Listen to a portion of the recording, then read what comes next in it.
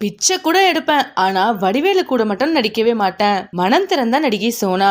நடிகை சோனா ரீசெண்டா ஸ்மோக்குங்கிற வெப் சீரிஸ எடுத்து முடிச்சிருக்காங்க. ஸ்மோக்குங்கிற இந்த வெப் சீரிஸ் சோனாவுடைய வாழ்க்கை கதையை குறிக்குதாம். இந்த வெப் சீரிஸ்க்காக இப்போ சோனா அவர்கள் நிறைய ப்ரமோஷன்கள்ல ஈடுபட்டு வந்துட்டு இருக்காங்க. இதை தொடர்ந்து இப்ப ரீசெண்டா கொடுத்த ஒரு இன்டர்வியூல நடிகை சோனா நடிகர் வடிவேலுவை தாக்கி பேசிருக்காங்க.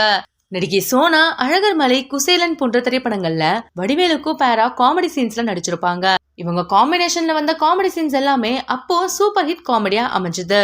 இப்போ ரீசெண்டா சோனா கொடுத்த இன்டர்வியூல அவங்க கிட்ட வடிவேலுவை பத்தி கேட்டதுக்கு சோனா என்ன பதில் சொல்லிருக்காங்கன்னா, மத்த ஆர்டிஸ்ட் கிட்ட வடிவேலுவை பத்தி கேட்டா எப்படி கழுவி ஊத்துவாங்களோ அதையே தான் நானும் பண்ணுவேன். வடிவேலுவை பத்தி பேசுற அளவுக்கு அவரு அவ்வளோ பெரிய ஆளு கிடையாது.